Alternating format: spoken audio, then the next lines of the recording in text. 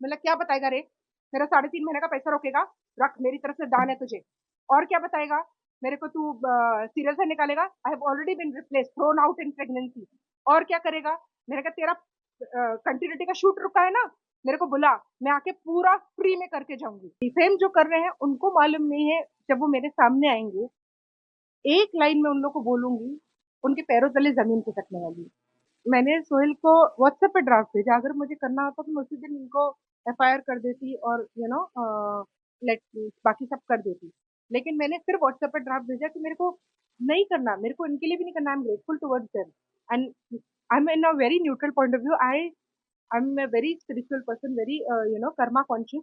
तो इनका इनका जजमेंट करने मैं नहीं बैठी हूँ। भगवान है जिसको जो करना होगा। I am praying for the highest good of everyone. Every single day मैं उनसे अभी भी दिल से माफी मांगती हूँ कि मेरी वजह से जो आपकी लाइफ में हो रहा है उसके लिए मुझे माफ करना। नमस्कार, मैं हूं पूनम शुक्ला और आप देख रहे हैं क्राइम तक। पिछले साल तारक मेहता का उल्टा चश्मा में रोशन भाभी का किरदार निभाकर घर घर फेमस हुई एक्ट्रेस जेनिफर मिस्त्री बंसीवाल ने पूरी दुनिया के सामने इस बात का खुलासा किया था कि शो के प्रोड्यूसर असित मोदी, सोहेल रमानी और जतिन बजाज ने उनका यौन उत्पीड़न किया है। इस खुलासे से पूरी इंडस्ट्री हिल गई थी। किसी को भी असित मोदी के इस बर्ताव पर यकीन नहीं हो रहा था। इन सनसनीखेज आरोपों को लगाते हुए जेनिफर ने पूरी दुनिया के सामने इस बात का खुलासा किया कि असित मोदी उनके होठों की तारीफ करते थे, उन्हें शराब पीने के लिए ऑफर करते थे और उन्हें अपने कमरे में भी बुलाते थे। इन्हीं वजहों से तंग आकर एक दिन जेनिफर ने उस शो से, यानी कि तारक मेहता का उल्टा चश्मा शो को अलविदा कहने का मन बना लिया। इस दौरान हुआ ये कि जेनिफर ने 2 घंटे की छुट्टी सोहेल रमानी और जतिन बजाज से मांगी, जो कि उस वक्त शो के डायरेक्टर थे और उस टीम में शामिल थे। इस दौरान जेनिफर ने कहा कि वो 2 घंटे के लिए होली की छुट्टी के लिए अपने घर जाना चाहती हैं और अपनी बेटी के साथ होली सेलिब्रेट करना चाहती हैं। इसी बात को लेकर सोहेल रमानी और जतिन बजाज के साथ इनका विवाद हुआ और इसके बाद जेनिफर ने ये फैसला कर लिया कि वो ये शो छोड़ने का उन्होंने फैसला कर लिया था। इसके बाद उन्होंने अपने पति को कॉल किया, उसके बाद पति ने भी उनको सपोर्ट किया और कहा कि वो इसी वक्त अपने घर चली आए। जिसके बाद जेनिफर ने उनको बताया भी कि उन्हें शो से रिप्लेस कर दिया जाएगा और उनकी जो सैलरी है वो भी रोक ली जाएगी। इसके बाद हुआ भी यही।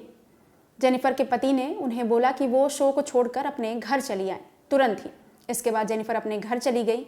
इस दौरान जतिन बजाज ने उन्हें जाते हुए काफ़ी खरी खोटी सुनाई और यही नहीं, उन्होंने जेनिफर की जो कार थी उसको काफ़ी ज़ोर से बंद किया, उसके गेट को। और जेनिफर का कहना है कि इस दौरान वहाँ पर सीसीटीवी कैमरे भी लगे थे, जो कि जतिन बजाज की ये जो हरकत थी वो पूरी तरीके से सीसीटीवी में कैद हो चुकी है।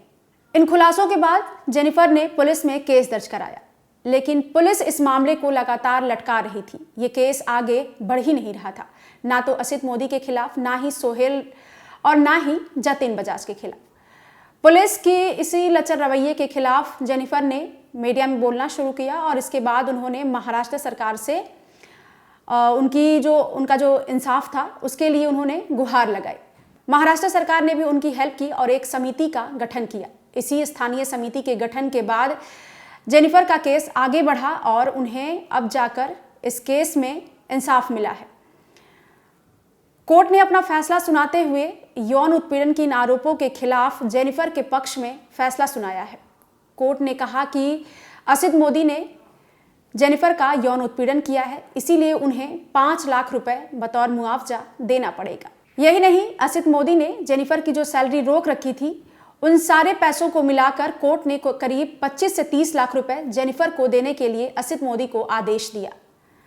आपको बता दें कि ये जो केस है इसका फैसला आज से करीब 40 दिन पहले ही आ गया था, लेकिन मीडिया के सामने जेनिफर को इन बातों का जो खुलासा है करने से रोका गया था, यानी कि मीडिया के साथ ये जानकारी शेयर करने से उनको मना किया गया था।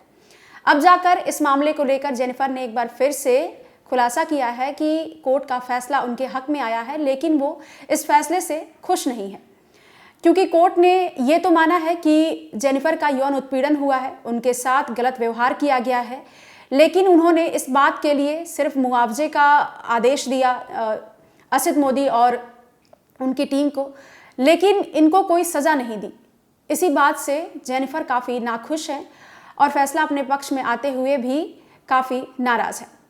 इस मामले को लेकर जेनिफर का कहना है कि कोर्ट ने उन्हें आज से करीब 40 दिन पहले ये आदेश दिया था कि असित मोदी को उनके सारे बकाए पैसे और 5 लाख बतौर यौन उत्पीड़न के लिए जो उन पर जुर्माना लगाया गया है वो भी रकम उनको जेनिफर को देना पड़ेगा। लेकिन आज इतने दिन बीत चुके हैं, लेकिन असित मोदी ने उनको ये पैसे नहीं दिए हैं। अब इस मामले को लेकर जेनिफर आगे क्या करेंगी, अभी तक इस बात का पता तो नहीं चला है। लेकिन जिस तरीके से असित मोदी पर यौन उत्पीड़न के मामले कोर्ट में साबित किए हैं और कोर्ट ने फैसला जेनिफर के हक में सुनाया है, उस पर असित मोदी पर भी कई सवाल उठने शुरू हो गए हैं। आपको बता दें कि पिछले साल यानी कि साल 2023 में कई मीडिया हाउसेस को इंटरव्यू देते हुए जेनिफर ने इस बात का खुलासा किया था। अपनी आपबीती सुनाते हुए जेनिफर ने बताया था कि असित मोदी इनडायरेक्टली उन्हें अप्रोच करते थे, वो उन्हें पर्सनल मैसेजेस भेजते थे, सबके सामने वो उनके होठों की तारीफ करते थे। यही नहीं, कई बार उन्होंने जेनिफर को अपने कमरे में भी आने का ऑफर दिया है। इसके अलावा वो उन्हें शराब पीने के लिए भी कहते थे। इनडायरेक्टली वो उन्हें अप्रोच कर रहे थे, जिसकी वजह से जेनिफर काफ़ी तंग आ गई थी और इन्हीं असित मोदी की इन्हीं हरकतों की वजह से वो काफ़ी रोती भी थी। इस बात का खुलासा खुद जेनिफर ने किया है। इसके अलावा जेनिफर ने ये भी कहा था कि उनकी सालगिरह थी, सालगिरह पार्टी करने के बाद एक बार फिर से असित मोदी ने उन्हें मैसेज किया कि अब तो सालगिरह भी तुम्हारा बीत चुका है, अब तो तुम कमरे में आ जाओ। असित मोदी की इन हरकतों से जेनिफर मिस्त्री बंसीवाल काफ़ी डर गई थी और उन्होंने शो से कहीं ना कहीं एग्जिट करने का प्लान पहले ही बना लिया था। आपको बता दें कि जैसे ही जेनिफर ने अपने साथ हुए इस उत्पीड़न के बारे में खुलासा किया, इसके बाद एक एक करके मोनिका भदौरिया, प्रिया आहूजा, एक्स डायरेक्टर मालव राजदा ने भी पूरी दुनिया के सामने असित मोदी की पोल खोलते हुए कहा कि ये सबके साथ दुर्व्यवहार करते हैं। यही नहीं, जेनिफर ने इस बात का भी खुलासा किया कि इस शो से एग्जिट लेने वाले जितने भी कलाकार हैं वो इसमें वापस दोबारा नहीं आना चाहते। कई बार जो ये शो है, इससे अगर आपने छुट्टी ली और घर पे बैठते हैं तो आपको दोबारा कॉल तक नहीं आता है कि आप दोबारा आएंगे या फिर नहीं।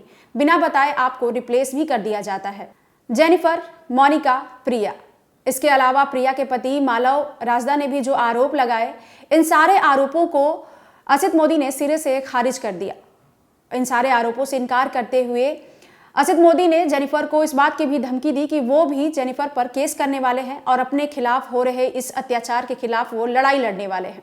उल्टा उन्होंने जेनिफर पर ही सारे आरोप लगाए कि जेनिफर सेट पर सबके साथ गाली गलौज करती थी और वो सही तरीके से पेश नहीं आती थी। यही नहीं, असित मोदी ने इस बात का भी खुलासा किया था कि और जेनिफर पे आरोप लगाए थे कि जिस दिन लास्ट डे था यानी कि जेनिफर मिस्त्री का, उस दिन भी उन्होंने सेट पर काफ़ी गाली गलौज की, जबकि जेनिफर ने इस मामले पर यह कहा था कि वो अपने घर जाना चाहती थी, वो सिर्फ 2 घंटे की छुट्टी चाहती थी और इसी दौरान जतिन और सोहेल रमानी ने उनके साथ मिसबिहेव किया और उनका अपमान किया। यही नहीं, इसके जेनिफर के कार के साथ भी उन्होंने कार के गेट को ज़ोर से मारा और ये सारी बातें सीसीटीवी में कैद हैं। जेनिफर के इन आरोपों के बाद लगातार उनको धमकी दी कि वो भी केस करेंगे और इस मामले के खिलाफ वो आगे लड़ेंगे।